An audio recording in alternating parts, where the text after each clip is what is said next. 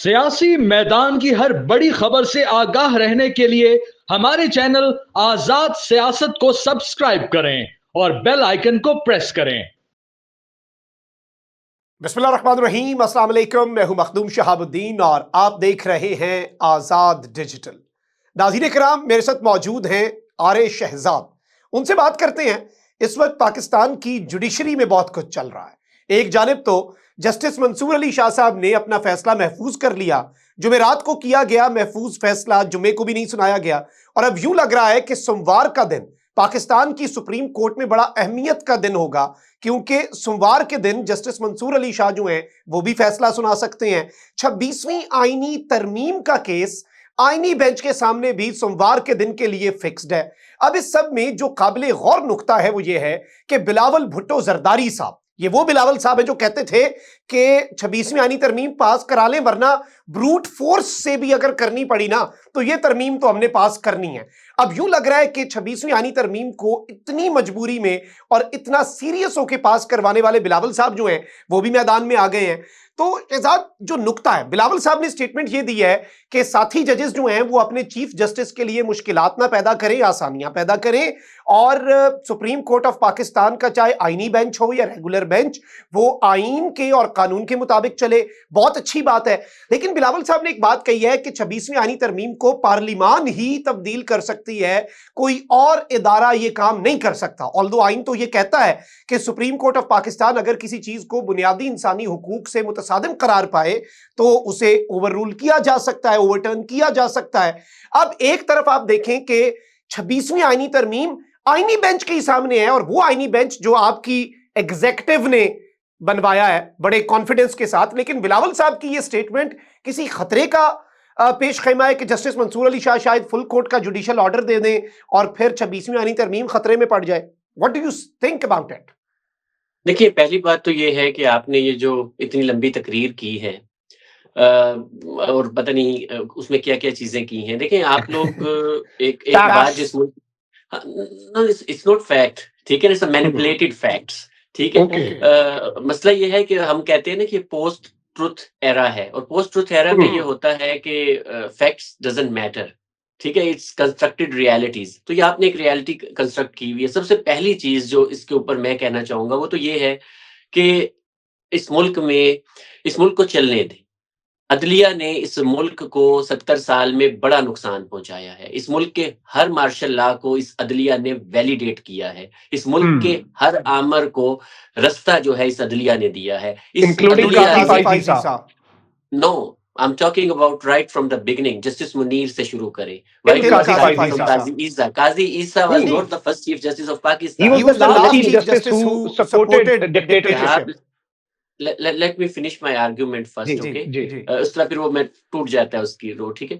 मैं ये कह रहा हूँ कि हमारा जो है इस मुल्क में जब भी ये मुल्क तरक्की करने लगता है, जब भी ये मुल्क नॉर्मलाइज होने लगता है, जब भी इस मुल्क में थोड़ी सी माशी इंडिकेटर्स बेहतर होते हैं, हमारे जजों के पेट में मरोड़ उठ जाते हैं। ये आमरीत के, ये आमरों के इन्होंने ये उनके बाजू भी बने हैं, इन्होंने रास्ता दिया है। ये आज कह रहे हैं कि पार्लियामान जो 25 करोड़ अवाम की नुमाइंदा है, उस पार्लियामेंट को ये राइट नहीं है कि वो आइन में तरमीम कर सके। और ये जो लोग हैं, ठीक है, जो चोर रस्तों से आए हुए हैं और पता नहीं कैसे कैसे आए हुए हैं, ये 4-5 लोग बैठकर फैसला करेंगे कि ये मुल्क कैसे चलेगा, यहाँ क्या होना चाहिए क्या नहीं। इन्होंने एक आमिर को इजाजत दी थी कि वो आइन में तरमीम कर सके, मुशर्रफ को। तो मतलब इस अदलिया के पास कौन सा ऐसा इखलाकी जवाज है जो बाकियों के पास नहीं है?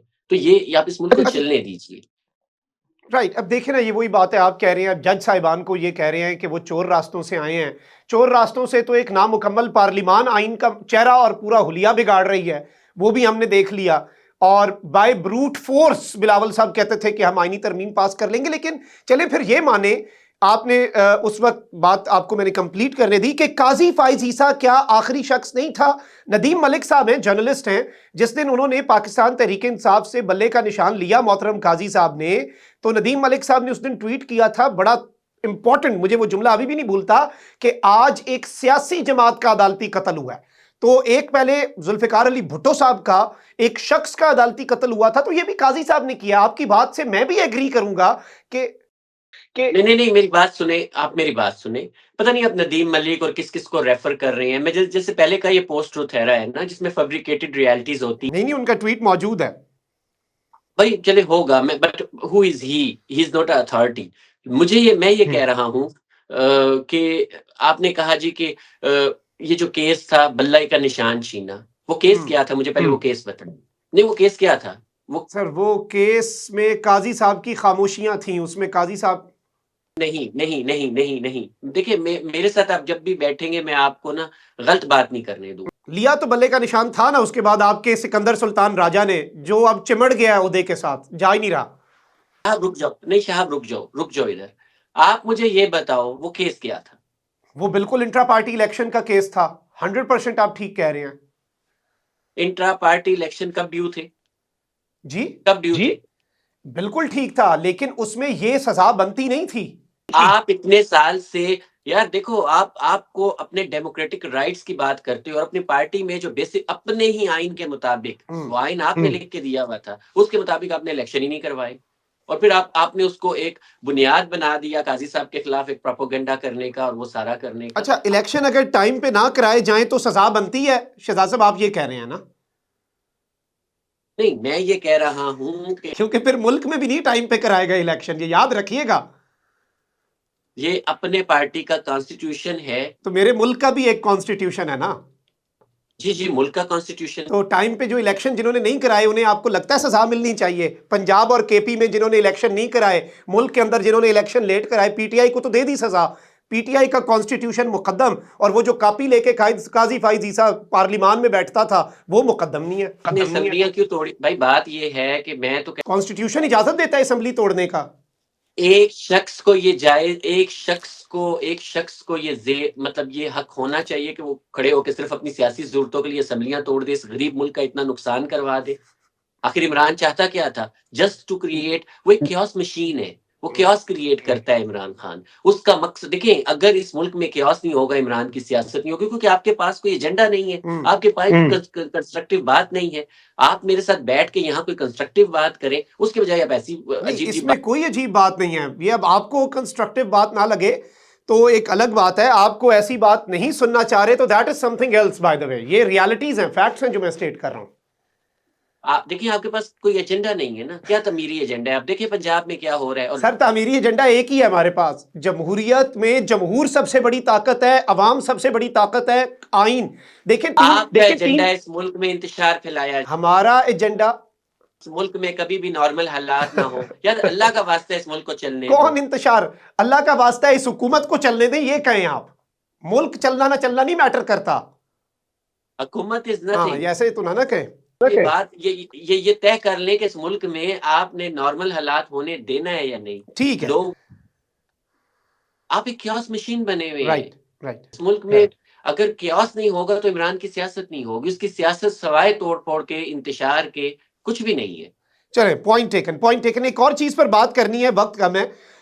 محسن نقوی صاحب جو ہیں وہ امریکہ گئے. ویسے تو آئی تھنک کہ اگر تقریب البرداری پہ کسی کو جانا چاہیے تھا تو وہ اسحاق ڈار صاحب چلے جاتے. محسن نقوی صاحب شاید یہ امیج دینے کے لیے گئے تھے کہ کسی اور کے معاملات بڑے سیٹ ہیں امریکہ کے ساتھ. جس سینیٹر سے ملے اس نے بعد میں فری عمران خان لگا دیا. زیادتی نہیں کی؟ ویسے مذمت کرتے ہیں نقوی صاحب کو، کم از کم واپس آنے دیتے. یہ تو اب محسن صاحب ہی بتا سکتے ہیں انہوں نے اس کے کان میں کیا پھونکا ہے. آپ کو تو خوش ہونا چاہیے نا. وہ جسے کہتے ہیں تعویذ الٹا ہو گیا ان کا تعویذ. ویسے محسن نقوی صاحب کا بہت برا پڑا ہے تعویذ. تو میں ذاتی طور پہ مذمت کرتا ہوں اس چیز کی. وہ جو ولسن نامی سینیٹر ہے، اس نے جو ٹویٹ کیا، میں تو بھرپور الفاظ میں مذمت کرتا ہوں. تعویذ ویسے الٹا پڑا ہے. اچھا ایک اور چیز، یہ تو لائٹر نوٹ پہ بات ہو گئی. یہ بتائیے گا کہ اب حکومت جو ہے، پہلے وہ بات نہیں کر رہی تھی، کوئی عمران خان صاحب نے مذاکرات ختم کرنے کا اعلان کیا ہے تو اب انہوں نے جی اجلاس بلا لیا اسپیکر صاحب نے. تو آپ کو لگ رہا ہے کہ یہ معاملہ آگے بڑھے گا یا ڈیڈ لاک برقرار رہے گا؟ دیکھیے آپ کے اسی چینل نے کچھ، آج میں نے وہ پوسٹ بھی کی تھی کچھ ہفتے پہلے جب یہ شروع ہوا تھا، تو مجھ سے یہ سوال کیا تھا کہ مذاکرات کے عمل سے کیا ملک میں استحکام آئے گا. اور میں نے اس دن بھی یہ عرض کی تھی کہ پی ٹی آئی ایک پولیٹیکل پارٹی نہیں ہے، یہ ایک نارمل سیاسی جماعت نہیں ہے، یہ ایک پاپولسٹ کلٹ ہے. اور کلٹ کی ایک اپنی نفسیات ہوتی ہے. کسی نارمل پولیٹیکل پروسیس پہ پی ٹی آئی کا کبھی یقین رہا ہی نہیں ہے. اگر ہوتا بڑے بڑے واقعات ہوئے ہیں اور انہوں نے نہیں کیا، ٹھیک ہے، تو ان کا کوئی بھی وہ نہیں تھا جسے کہتے ہیں نا کہ ان کے ان کا کوئی ایسے پولیٹیکل ایجنڈا نہیں جس سے حالات نارمل ہو. اس ملک میں حالات نارمل ہو گئے تو عمران کی سیاست ختم ہو جائے گی، وہ حالات نارمل نہیں ہونے دے گا. اس نے روزانہ ایک ایسا کام کرنا ہے جس سے آپ جیسے جو سرخیاں بیچنے والے ہوتے ہیں نا ان کا بھی پوائنٹ ٹیکن. ہمیں کنیکٹیوٹی کا ایشو بھی آ رہا ہے اور ہمارا جو وقت ہے شہزاد وہ بھی ختم ہو رہا ہے. یہی بات ہے، چلیں آپ کی ہماری بحث تو چلتی رہے گی. Let's agree to disagree. میں ہمیشہ کہتا ہوں کہ آؤ کہ اختلاف رائے پہ اتفاق کر لیں. مخدوم صاحب اور عارف شہزاد کو اجازت. اللہ نگہبان. پاکستان زندہ باد.